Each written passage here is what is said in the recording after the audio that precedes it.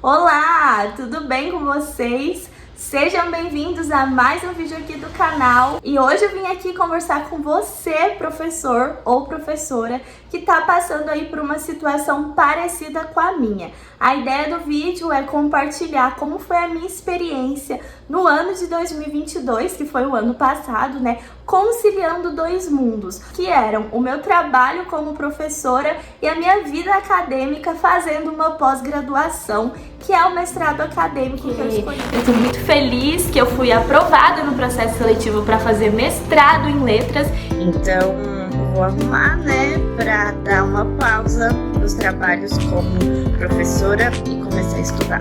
Recentemente eu comecei meu mestrado em estudos da linguagem, né? Eu não sou só uma professora, eu sou também uma estudante. A minha experiência aí no meu primeiro semestre no mestrado em letras.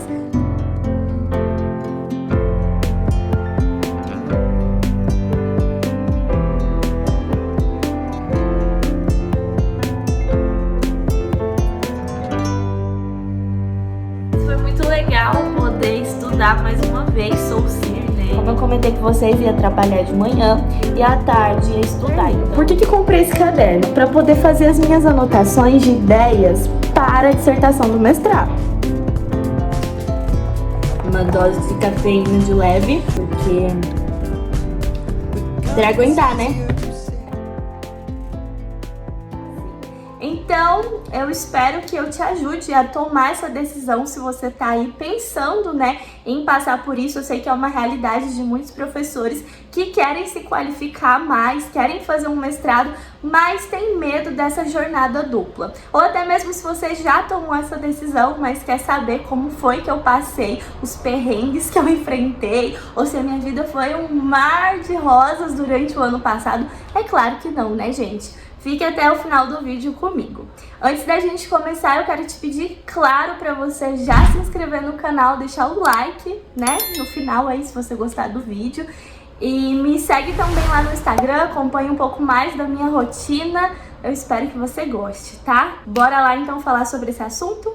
Bora! Então, o primeiro ponto que a gente vai falar aqui é do por que conciliar essas duas coisas? A primeira pergunta que você deve se fazer, né, é por que eu tomei essa decisão ou por que eu quero enfrentar isso? Eu sei que parece muito óbvia e provavelmente você já tá formulando aí na sua cabeça, né? Porque eu sou professora, porque eu preciso me qualificar cada vez mais, primeiro porque eu quero e depois porque é necessário. E é claro que eu não posso, nesse meio tempo, abandonar a minha vida, a minha carreira docente, né? Então aí acaba por tomar essa decisão, né, que é meio óbvia, de conciliar as duas coisas. Aqui é preciso entender também que a pós-graduação da qual eu estou falando é um mestrado acadêmico. No meu caso, eu estou fazendo esse mestrado em uma universidade pública. E muitas pessoas já devem saber que os programas de pós-graduação, sejam eles públicos ou particulares, eles tendem a possuir, né, bolsas de financiamento estudantil. Algumas agências de fomento, elas ofertam bolsas para financiar sua pesquisa durante seus 2 anos de mestrado. Afinal, o mestrado acadêmico, ele é feito disso, né, de pesquisa. Você desenvolve uma pesquisa, depois você escreve uma dissertação. Acontece que esses programas de pós-graduação no Brasil nem sempre podem oferecer bolsa para todos os colocados, ou seja, para todos os alunos. Um outro ponto é que muitas das vezes você precisa escolher. Se você for aceito como bolsista, você terá que se dedicar exclusivamente ao mestrado. E muitas vezes acaba que o valor dessa bolsa, ele não é um valor que você consegue se manter, né, durante aí esses 2 anos de mestrado ou até 4 anos de doutorado. E é por isso que vem a calhar mais uma vez a tomada da decisão por conciliar os dois mundos. Um outro ponto que é interessante a gente pontuar aqui também é que nós, enquanto docentes, vivemos aí um dilema que você que deve estar passando por isso deve reconhecer, né? E é preciso a gente falar a verdade nua e crua aqui. Não é fácil, ó, não é difícil, ó, meu cérebro me boicotando. Não é fácil conquistar um emprego na área, né, da educação, conseguir um trabalho trabalho, por exemplo, de professora em escolas particulares. E aí, assim que você consegue uma vaga, muitos pedem o quê? Experiência. Então, para não ficar distante desse mundo, ficar, por exemplo, 2 anos longe da sala de aula, sem conquistar essa experiência que vai te valer aí para muitas outras coisas, como concurso, a concorrer a uma vaga quando você for, por exemplo, trabalhar novamente, a gente acaba por tomar a decisão também de conciliar as duas coisas. Não, eu não vou abandonar o meu emprego, eu não vou abandonar a minha experiência aqui, né? A gente que é jovem, por exemplo, quer sempre conquistar mais experiência. E passar 2 anos longe da sala de aula, a gente também precisa falar aqui, né, que é muito tempo e que isso pode, claro, ser prejudicial. Não de forma inteiramente, né, gente? A qualificação é sempre uma coisa muito boa, mas isso pode ser prejudicial até para você, que se coloca no lugar de eu quero conquistar o meu espaço, eu quero me validar enquanto uma professora, eu quero conhecer mais desse mundo, e aí você tem que passar ali 2 anos longe, né, distante da sala de aula. Então, falando um pouquinho da minha experiência, foi justamente por isso que eu decidi passar o ano de 2022 conciliando as duas coisas. Eu tinha me formado há muito pouco tempo, eu tinha acabado de ingressar, né, na minha carreira docente, então eu estava no meu primeiro emprego como professora. Eu tinha boas turmas, assim, não vou dizer que eu tinha uma carga horária muito extensa, mas eu tinha uma boa carga horária, não tinha um salário maravilhoso, mas estava ali conquistando e eu não me via fora daquela realidade naquele momento. Eu achava que seria prejudicial para mim enquanto professora, logo no início, quando eu estava ali encantada, né, a docência ainda era... Será que não é mais?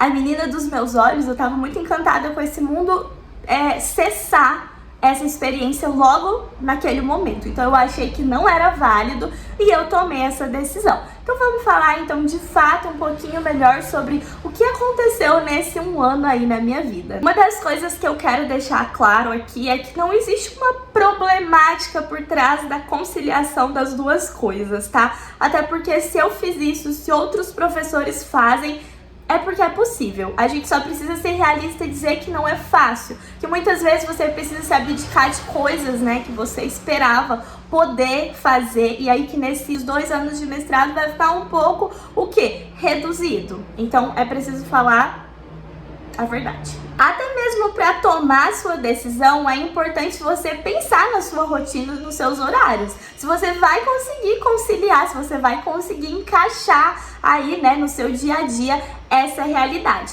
Então, geralmente, professores, assim como eu, que trabalham com o ensino fundamental 2, utilizam a sua manhã para dar suas aulas. Essa não é uma regra, mas é mais comum que as escolas, né, tenham um período matutino para ensino fundamental 2 e médio. Então, durante a manhã, eu precisava esquematizar as minhas quantidades de aula, os horários que eu tinha para passar dentro da escola. Mas lembrando que a docência não é só estar dentro da sala de aula. Existiam também todos os horários em que eu precisava me dedicar ao planejamento, correção de atividades, né, plano de aula e afins. Então, como que você vai esquematizar essa rotina? Quais serão os momentos que você não pode, por exemplo, deixar de ter, que é dentro da sala de aula? E quais serão os momentos que você vai se dedicar a essas outras atividades, né, que também fazem parte da docência? Nesse tempo que sobrar, é possível encaixar uma pós-graduação? É possível encaixar todas as atividades que envolvem a pós-graduação? Aqui também convém a gente falar sobre o que você faz, né,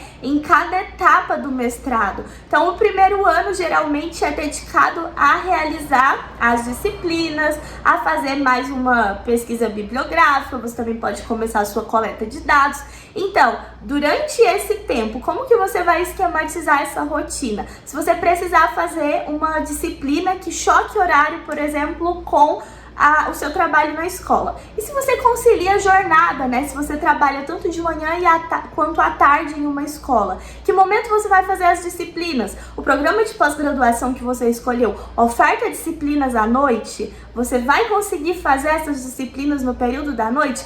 Tudo isso é muito importante para esquematizar os seus horários e a sua rotina. O ponto-chave desse meu 1 ano conciliando sala de aula e mestrado foi a organização e o planejamento. Eu sei que todo mundo bate nessa tecla, mas é porque ela é muito real. Aqueles momentos em que eu fugi do meu planejamento, que eu fugi da minha rotina, que com certeza eu vou falar um pouquinho melhor o porquê isso aconteceu também, né? Foram os momentos mais desastrosos, problemáticos e que eu enfrentei mais problemas. Tanto problemas de organização, como de motivação, de produtividade e, claro, relacionados à minha saúde mental. Então, gente, a partir do momento que você tomar essa decisão, que você iniciar nesse mundo, né? Você precisa começar a se organizar e se planejar a médio e curto prazo. E como você pode fazer isso? Existem muitas maneiras de se organizar. E falar sobre organização aqui é entrar em um mundo que vocês sabem, né? Eu passaria horas falando e vai muito também do pessoal. Cada pessoa tem o seu método, a sua estratégia que pode ou não funcionar se eu for passar aqui para vocês.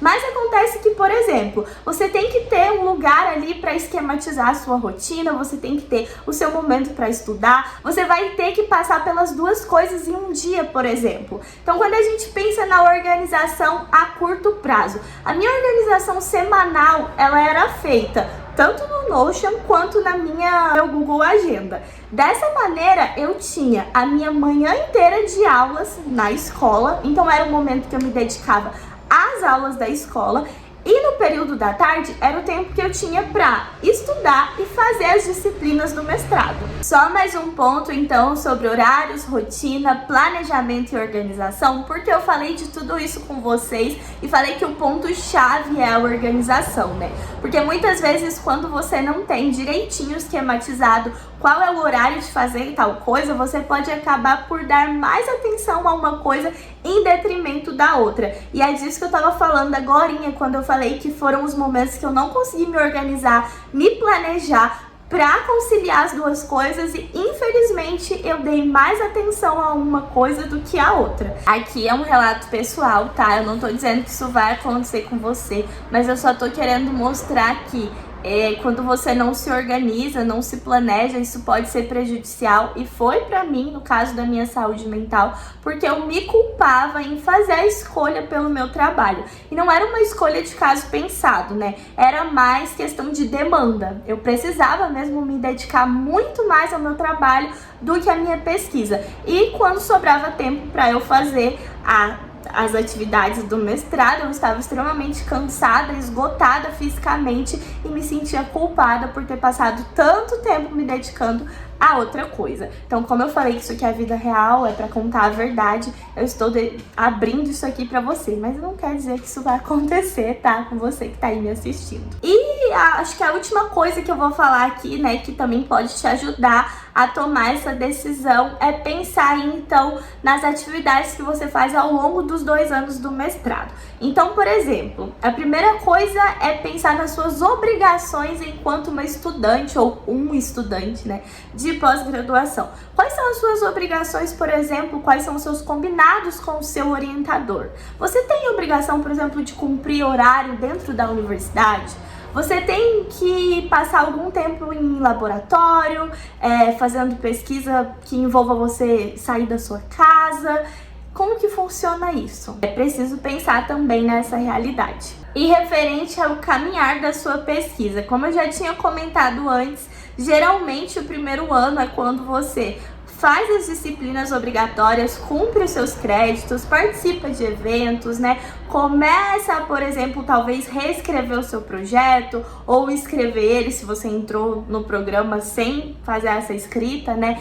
E o segundo ano é quando você de fato precisa escrever a sua dissertação. Então são atividades que são diferentes, mas que uma ou outra pode demandar muito de você, como por exemplo no segundo ano, em que você precisa escrever uma dissertação. E gente, o processo da escrita não é fácil. Também considere isso na hora de tomar essa decisão, né? Será que eu vou conseguir colocar aqui na minha rotina um tempo para me dedicar à escrita, um tempo para fazer as leituras obrigatórias das disciplinas, um tempo para fazer as atividades, um tempo para ler a bibliografia para depois conseguir escrever, porque ninguém consegue escrever sem ler, sem estudar, né? Enfim. Tudo isso precisa ser muito bem pensado, né? Antes de tomar a sua decisão. Então, falando novamente, rapidinho, brevemente, sobre a minha experiência, eu não gostaria de dizer que foi ruim.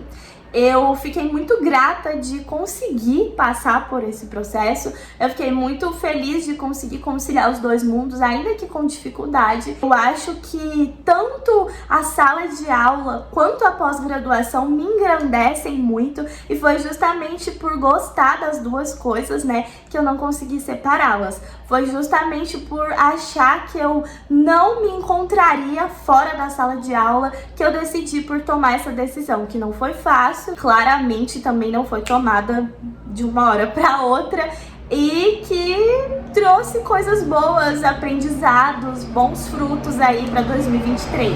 Colocando tudo isso na balança, levando em consideração todos os pontos que eu falei aqui, eu espero que eu consiga te ajudar a trilhar aí um caminho para tomar essa decisão, se você estiver pensando em fazer um mestrado e estiver atuando agora na sala de aula, tá bom? Se você tiver alguma dúvida, alguma questão específica, pode deixar nos comentários.